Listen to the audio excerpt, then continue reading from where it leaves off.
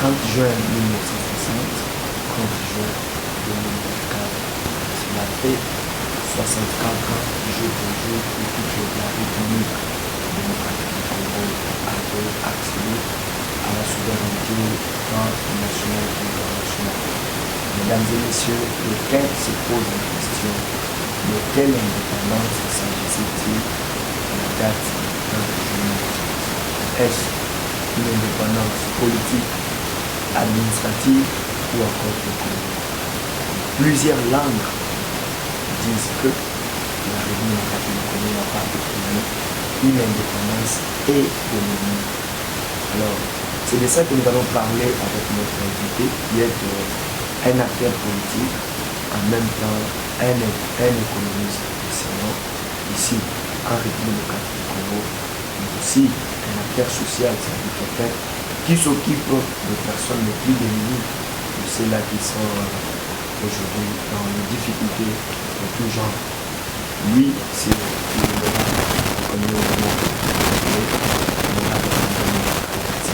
Monsieur André Moulakalala.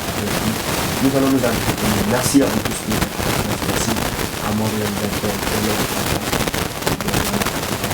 nous fournir ces images. Merci aussi à vous tous qui vous abonnez sur notre chaîne YouTube. GM Format Télévision et vous nous suivez sur la TNT ici à Kinshasa. Merci et tout de suite, nous allons déjà recevoir notre invité. Merci. Voilà, mesdames et messieurs, je vous disais que nous allons recevoir notre invité qui est l'honorable André Moulakalala, à qui je dis déjà bonjour honorable. Bonjour monsieur le journaliste. Alors nous sommes déjà le 30 juin 2024, c'est depuis le 30 juin 1960 que notre pays avait accédé à la souveraineté nationale et internationale. Mais vous, personnellement, en tant que Congolais, personnellement, en tant qu'intellectuel, en tant qu'acteur politique, qu'est-ce que cette date-là vous rappelle? Merci de m'avoir accordé la parole. Je voudrais un peu expliquer cette date-là, 30 juin 1960. C'est une date purement historique. Historique pourquoi? C'est parce que cette date-là, nos élites politiciens congolais, ils ont lutté pour que le pays puisse accéder à l'indépendance. Et nous avons obtenu notre indépendance entre les mains de nos colonisateurs, les Belges. C'était en Belgique.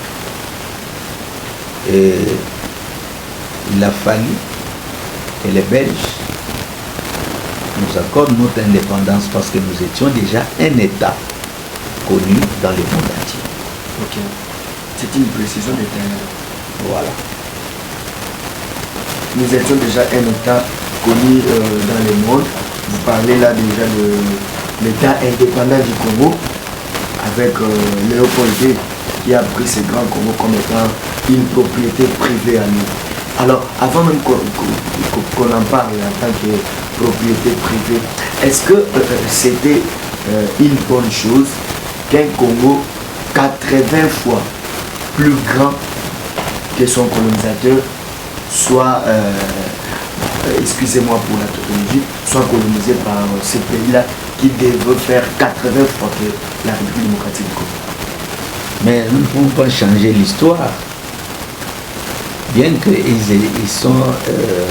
la Belgique, c'est un petit pays, mais nos colonisateurs, ce sont les Belges. Vous avez bien expliqué, Léopold II, quand il était en train d'explorer l'Afrique, dans son exploration, il est descendu jusqu'à entrer au royaume Congo, parce qu'à cette époque, nous étions le royaume Congo. Le grand royaume Congo, c'est notre pays, le Congo démocratique aujourd'hui. Et nos élites... Cette tournée qu'il avait fait à travers Stanley... À travers Stanley, s'est arrêté, il est arrivé à Boma, il y a les grands baobabs de Boma, Moi, je suis entré là-bas à l'intérieur. Ok. Il y a des mentions à l'intérieur que Stanley avait écrit. Et puis il est arrivé jusqu'à Matadi. Vous voyez, dans les 6 virages de Matadi, Oui, oui. il y a des mentions aussi que Stanley avait écrites. Nos politiciens, nos élites, moi je les appelle nos élites parce qu'ils ont lutté et sont arrivés à faire accéder le pays à l'indépendance nationale. Donc ce n'était pas une erreur, ce n'était pas un défaut de voir un grand pays être colonisé par un pays qui devait faire 80 fois que lui. Ce n'était pas une erreur. Vous appelez ça erreur, pourquoi? Parce que ils étaient déjà développés par rapport à nous et avaient déjà la grande vision par rapport à nous. Mais ils étaient aussi à peine sortis de la colonisation quand même. Est-ce que ce n'était pas d'une manière précipitée quand même? Non, quand nous disons d'une manière précipitée, il fallait combien de temps pour que le Congo puisse accéder à son indépendance? Les temps d'ailleurs, c'est pour cela que je dis nos élites ont lutté pour amener le Congo à accéder à son indépendance. Monsieur André Mouloua, État indépendant du Congo, notre Congo ici était une propriété privée propre à monsieur Léopold II, qui était à l'époque roi de la Belgique. Et il a fait avec ça 23 ans. 23 ans. Et après, il a cédé à la Belgique, faute de moyens. Depuis 1908, nous étions devenus Congo-Belge. Et après 52 ans, il a fallu que nous accédions à l'indépendance. Alors, de l'État indépendant du Congo à l'État du Congo, plutôt à l'époque des Congo-Belges, la République démocratique du Congo était un État connu à travers le monde. Mais aujourd'hui, quand vous regardez cet État qui était déjà connu à cette époque-là, vous personnellement, vous vous dites quoi? Bon, les Congo, lorsque nous avions accédé à l'indépendance, les Congo était un État fort. Oui. Fort économiquement, fort financièrement, un État stable. Le Congo, là c'est à l'époque coloniale déjà. Le Congo avait l'économie florissante. Okay. Vous voyez, donc un Congolais de Kinshasa ne pouvait pas envier un Belge, parce que nous vivions dans des meilleures conditions. Dans les meilleures conditions. Vous parlez des meilleures conditions pendant que les ancêtres se sont vus, les autres couper les mains et tout ça, et vous dites que c'était dans les mêmes conditions. Ça, c'était la période de l'esclavagisme. Okay. Mais lorsque nous sommes accédés à l'indépendance, cet esclavagisme avait cessé. Okay. Avait cessé. Les Congo, maintenant, c'était un problème que nous puissions commencer à nous développer parce que nous étions déjà indépendants depuis 1960.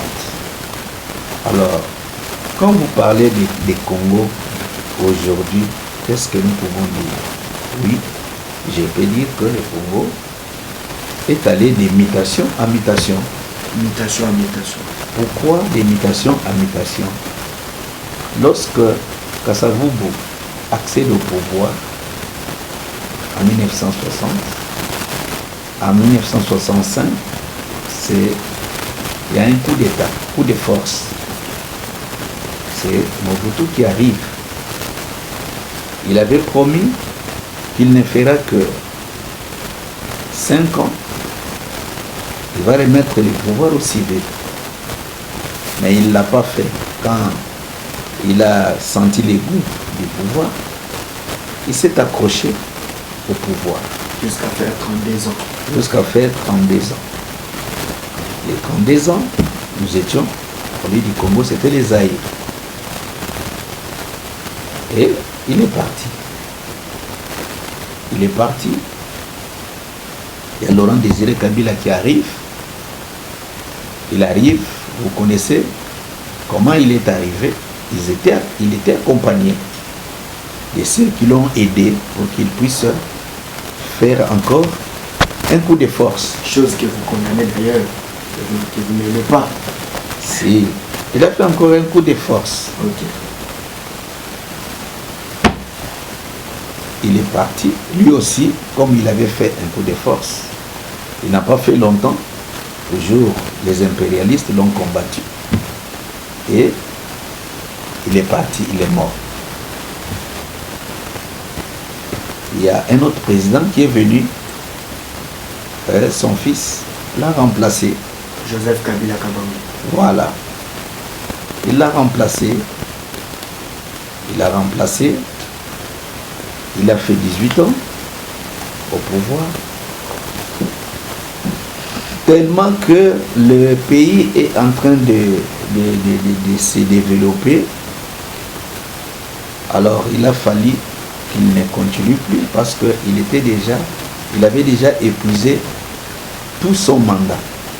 Les 2 mandats constitutionnels. Les 2 mandats constitutionnels au lieu de 10 ans, mais il avait fait 18 ans. Il était obligé de partir, le peuple s'est réveillé. Le peuple a dit non, nous ne voulons plus, il a un autre mandat. C'est comme ça que il a accepté la volonté du peuple et ils ont fait la remise et reprise, passation politique civilisée du pouvoir. Okay. C'était une première en République démocratique du Congo. Okay. Vous voyez?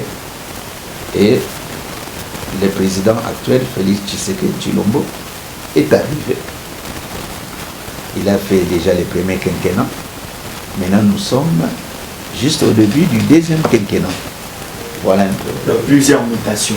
Alors, honorable André, sans pour autant aller dans plusieurs aspects historiques, les Congolais qui nous suivent partout à travers le monde, c'est une émission tellement suivie. Mon idée, c'est cette émission-là que beaucoup de personnes aiment.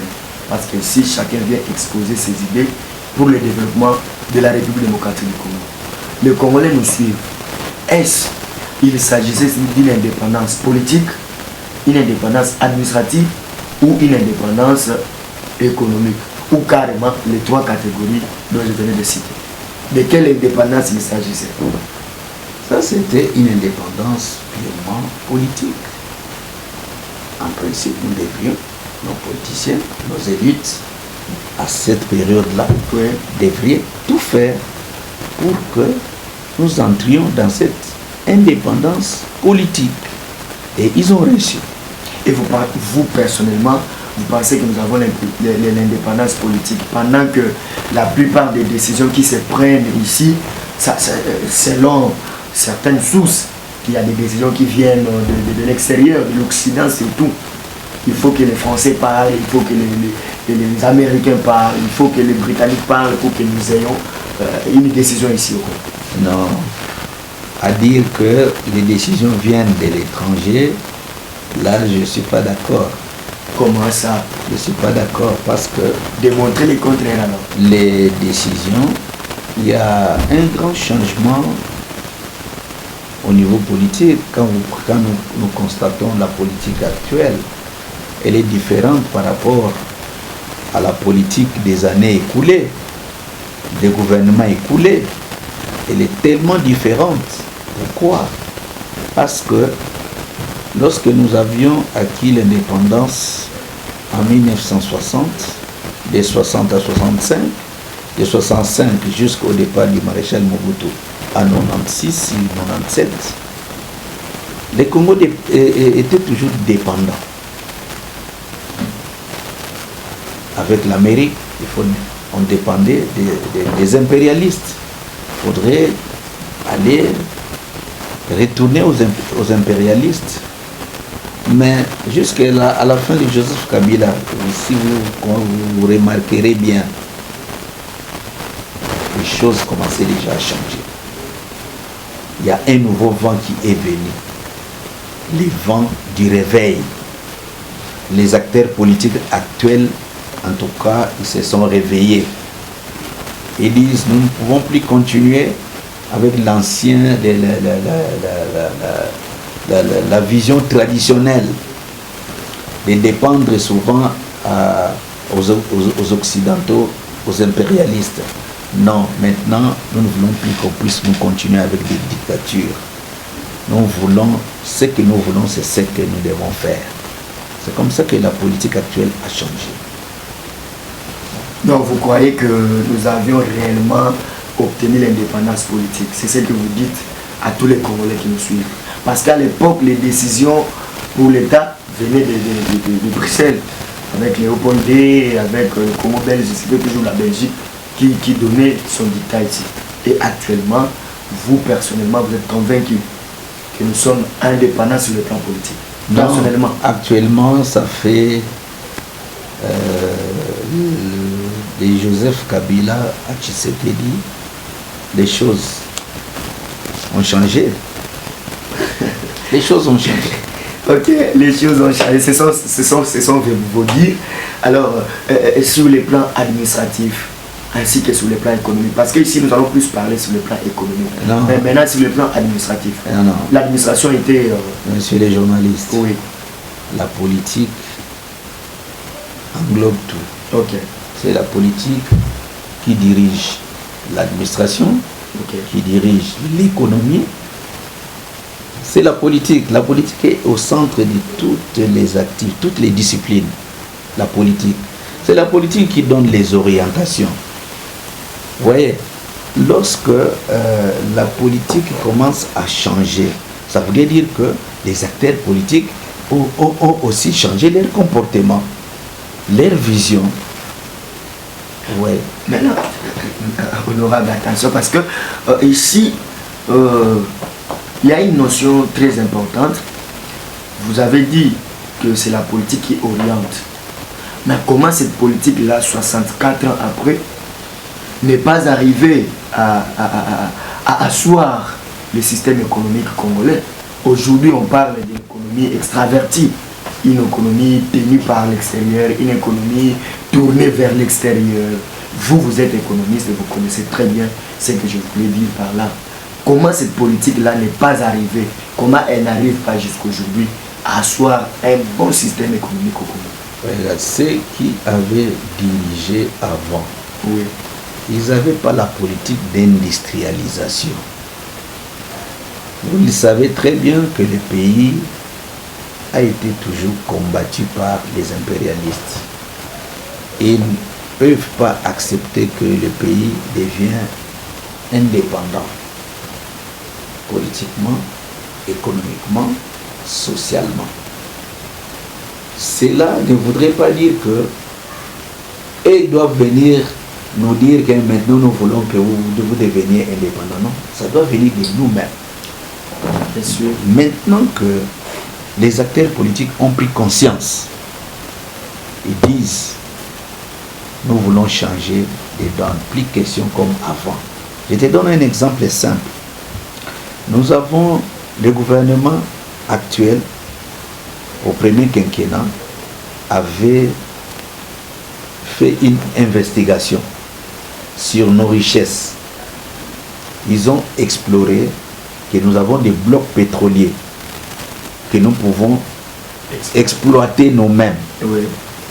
pour que ça nous apporte encore une grande plus-value au niveau de notre économie. C'est pour booster l'économie, n'est-ce pas? Oui.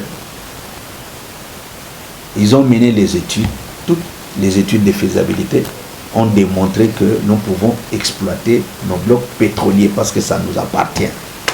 C'est notre richesse que Dieu nous a donnée. Est-ce que nous l'avons exploitée? Nous ne l'avons pas exploitée. Et c'est là où je pouvais même revenir sur ma question pour savoir, pour dire plutôt que jusque-là, on n'a pas tenu cette indépendance voulue. Non, regarde, c'est pourquoi aujourd'hui, je te dis que les acteurs politiques, en les suivant, nous avons compris qu'il faudrait changer des stratégies. Nous devons changer des stratégies parce que actuellement, les gens sont en train de regarder de gauche à droite où nous pouvons aller, où nous pouvons trouver l'équilibre, parce que avec l'ancienne politique, si nous continuons avec les impérialistes, nous n'obtiendrons pas gain de cause. Le pays ne va pas se développer. Le pays va continuer à sombrer. C'est comme ça que l'on dit non, nous devons changer. Est-ce que nous ne pouvons pas aller au BRICS? Parce que BRICS nous propose des meilleures conditions. Oui. Donc c'est pour dire que quelque part, honorable André, même si vous vous dites que nous sommes indépendants, tout ça, mais vous-même vous savez qu'il y a certaines histoires que vous ne pouvez pas faire, que nous ne pouvons pas faire. Tel que l'exemple que vous venez de nous donner là, l'exemple là démontre à suffisance. Comment on peut vous refuser d'exploiter les blocs pétroliers qui sont propres à la République démocratique du Congo? En politique, il faut aller avec beaucoup de stratégies. Il ne faut pas aller vite en besogne. Vous risquerez de vous griller vous-même. Il faut des méthodologies.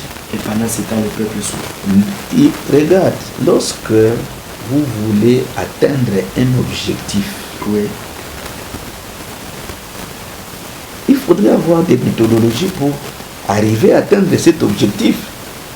Mais si vous alliez plus que moi-même dans un match de football, oui, vous connaissez que nous jouons avec telle équipe.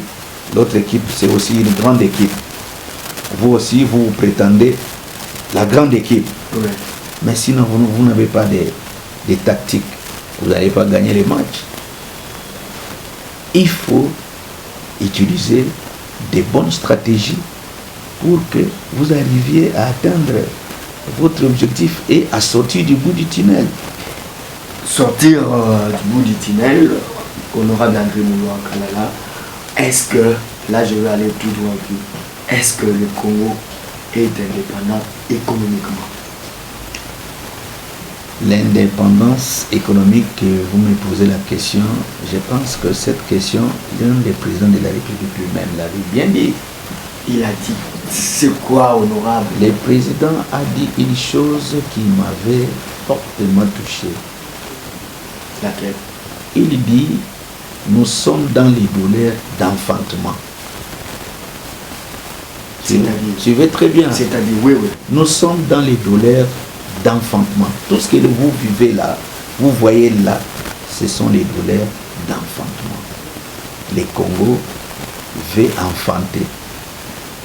Le Congo, si j'entre dans les termes vulgaires, le Congo veut obtenir son indépendance économique. Alors, il faut trouver des bons partenaires, des partenaires sérieux, des partenaires qui disent la vérité, des partenaires qui sont vraiment intègres, des partenaires qui peuvent vous accompagner encore les partenaires, monsieur André Mouloua Kalala, pendant qu'il faut parler, pendant que les autres parlent de la production, de l'augmentation de la production locale, nous ici on pense toujours partenaires. C'est comme ça que nous allons devenir indépendants économiquement. Messieurs les journalistes, oui, vous êtes économiste. Diriger les pays, oui, ce n'est pas de la mécanique. Ok.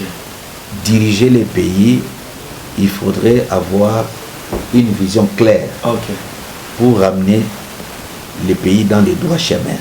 ok. Vous voyez? Donc, on ne peut pas dormir, on se réveille le matin, on dit, oh, nous voulons que les investisseurs viennent et tout ça. Non, tout se prépare. Tout se prépare.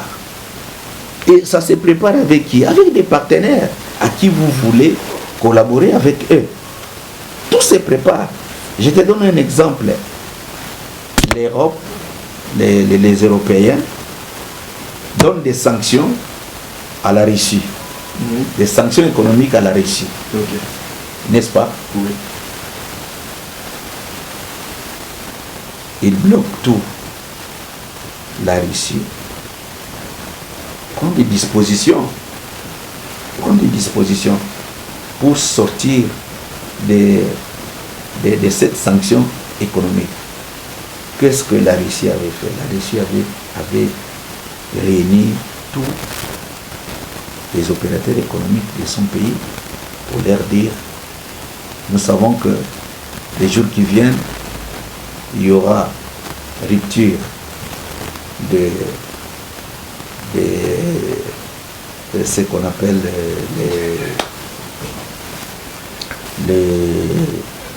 les saucissons de Paris, les maillots comme les gens préfèrent les appeler, dans les denrées alimentaires. Des denrées alimentaires, tout.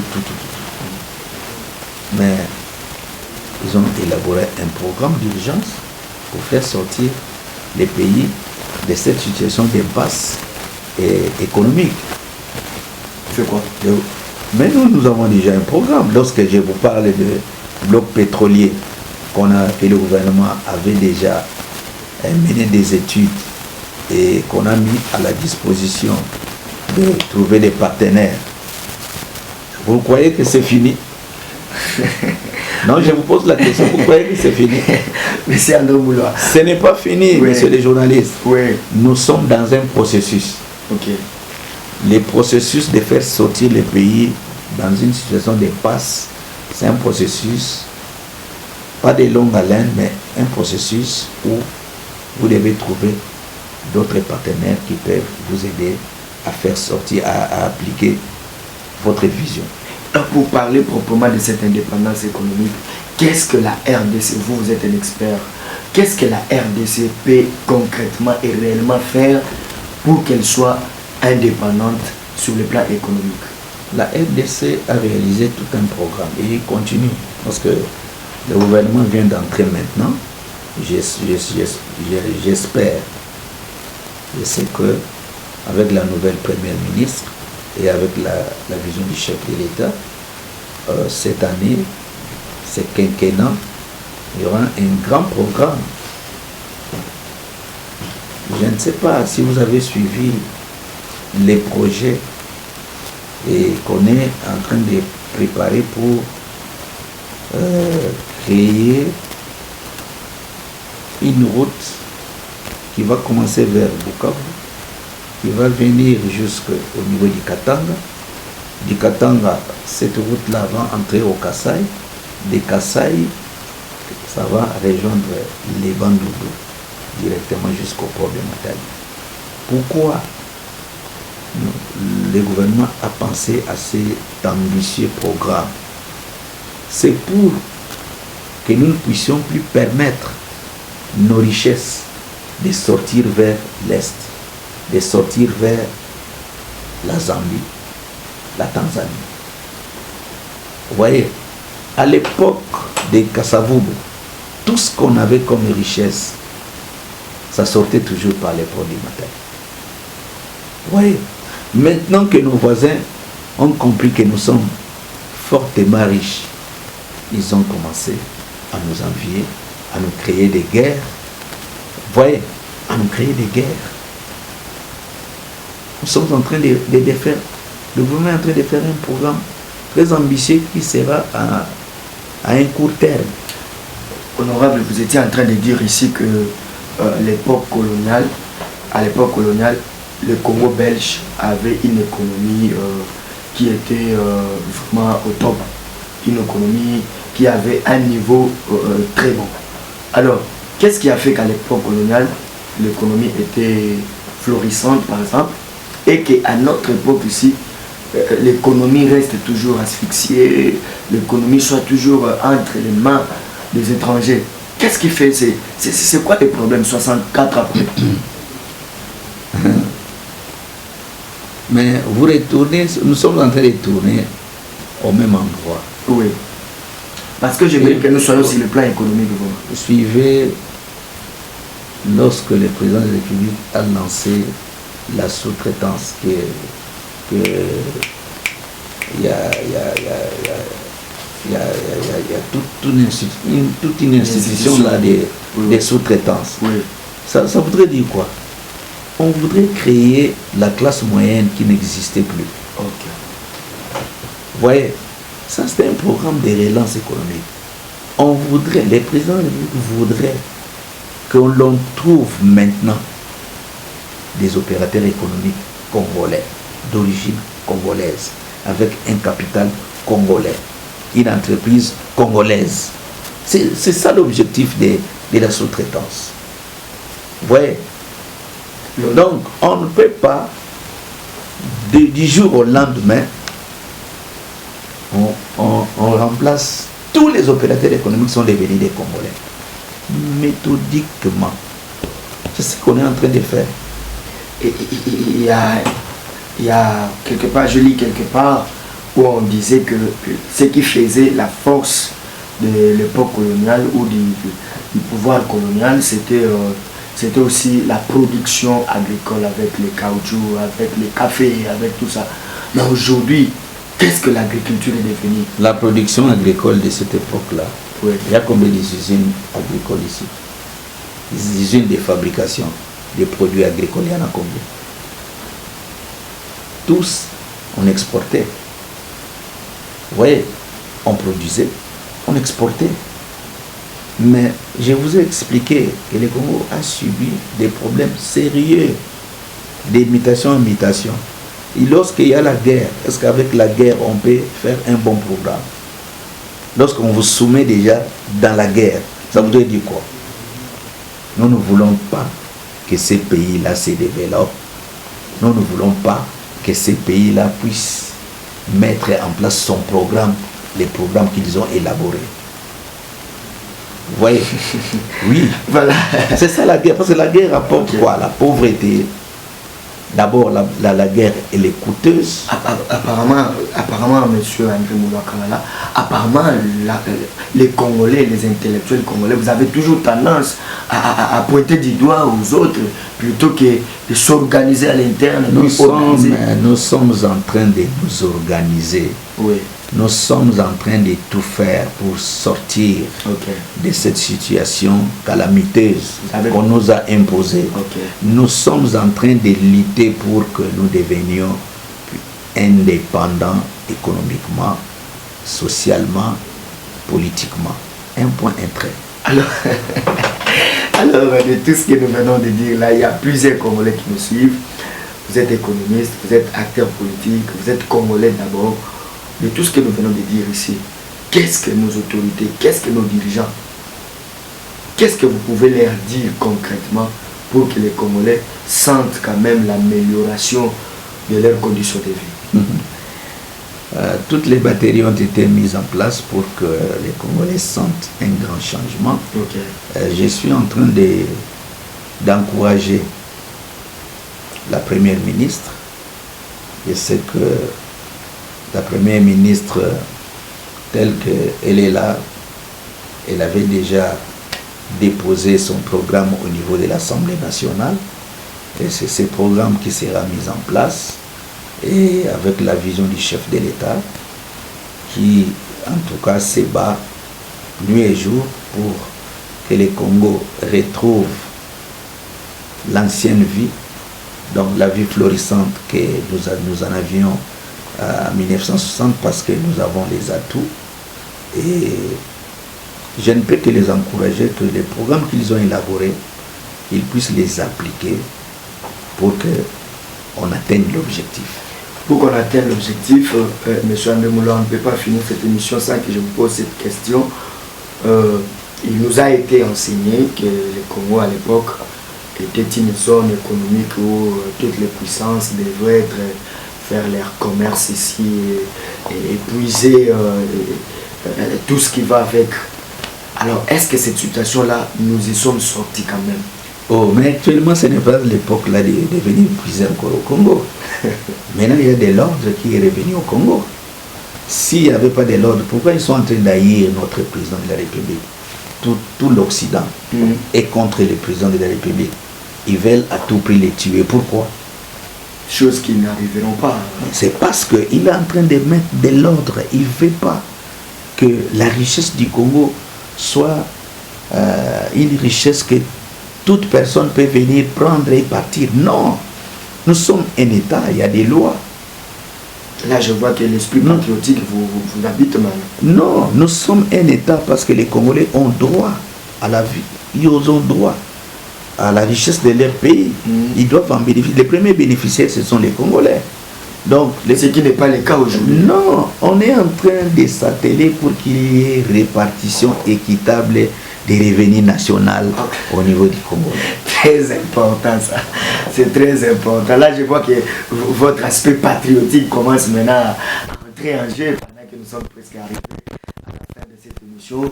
M. André Mouloua Kalala, aujourd'hui on parle des guerres à l'est de la République, on parle de certains ministres tels que les Mobondo à l'ouest. Alors, le 30 juin d'aujourd'hui, vous les placez sous quel signe, vous personnellement? Les 30 juin d'aujourd'hui, nous les plaçons, moi personnellement, je les place sous les signes de l'espoir. Il y a un grand espoir. Je pense que le deuxième quinquennat que nous allons vivre avec le chef de l'État, il y aura un nouveau vent qui est en train de venir, qui va souffler dans le pays. Et partout, on parlera du Congo. Partout, on parlera du Congo pendant que, depuis un certain moment, le 30 juin est devenu une date de méditation. On passe la date par la méditation. Alors qu'il y avait des défilés, il y avait des fêtes où les gens se réjouissaient. Aujourd'hui, c'est la méditation toujours. Cette fois-ci aussi, c'est la méditation. Mais qu'est-ce qui prouve qu'il y aura méditation? Mais moi, nous sommes déjà... Je te rassure qu'il y aura défilé. Il y aura défilé. C'est 30 juin ici. Il y aura défilé, je te rassure. Je te rassure. Je t'ai dit qu'il y a un nouveau vent qui est en train de venir, en train de souffler dans les Congo. Okay. Les vents, tu sais, les vents arrivent petit à petit. Et ça finira par devenir un vent impétueux. Vous voyez les vents impétueux quand ça arrive? Oui. Donc, si vous n'êtes pas prêt, ça risque de vous emporter. Okay. C'est ça qui sera le cas. Ce vent économique emportera certains. Vous allez voir. Certaines personnes. Vous allez vivre ça. Ceux qui ne vont pas accéder à la dynamique. Je vous dis des choses vraies. Il y a nos frères de l'Est qui vous suivent. À Goma, à Rutshuru, partout, même dans les Bukavu, partout. Il y a les frères de Maïndombe qui vous suivent partout. Un peu, même ici à Kinshasa, il y a les phénomènes Kuluna, tout ça, où il y a des insécurités par-ci par-là. Les Congolais vous suivent. Qu'est-ce que vous pouvez dire? Je leur dis ceci. Okay. Mes frères de Goma, mes frères de Bukavu, mes frères de Kwamutu, de Maïndombe, mes frères de tous les Congos, je vous dis, tenez bon. Bientôt, ça sera la joie. Bientôt, ça sera le respect de l'homme congolais. Partout où on vous verra, on vous respectera. Parce que nous sommes déjà dans un bon chemin. Bientôt là, de bonnes choses arrivent. Tenez bon. Tenez bon, bientôt les bonnes choses arrivent. C'est par cette expression de l'honorable André Mouloua Kalala que nous finissons cette émission. Le développement du Congo dépend de nous tous. Chacun dans son coin, chacun dans son domaine, chacun dans ce qu'il fait. Il doit contribuer au développement de notre pays. Tenons tous, car les bonnes choses arrivent. Merci beaucoup à vous tous qui nous avez fait confiance. Abonnez-vous massivement, même sur GK officiel télévision, sur GN Fondement Télévision, mais aussi vous qui nous suivez sur la TNT, dans toutes nos chaînes partenaires. Suivez cette émission, partagez-la partout, afin qu'elle arrive dans les oreilles de tous les Congolais, tous les compatriotes, même vous qui êtes à la diaspora. Contribuez aussi pour l'avancement de ces pays. Merci à Gallo Ouatta qui était derrière la caméra pour nous fournir ces images de qualité. Merci à notre invité, l'honorable André Mouloua Kalala. Merci surtout à tous ceux qui nous font confiance. Merci à Maman Merveille Tenda. Merci à Bébé Chekina Tenda. Merci. Restez branchés sur nos différentes chaînes. Nous allons nous retrouver très prochainement. Merci.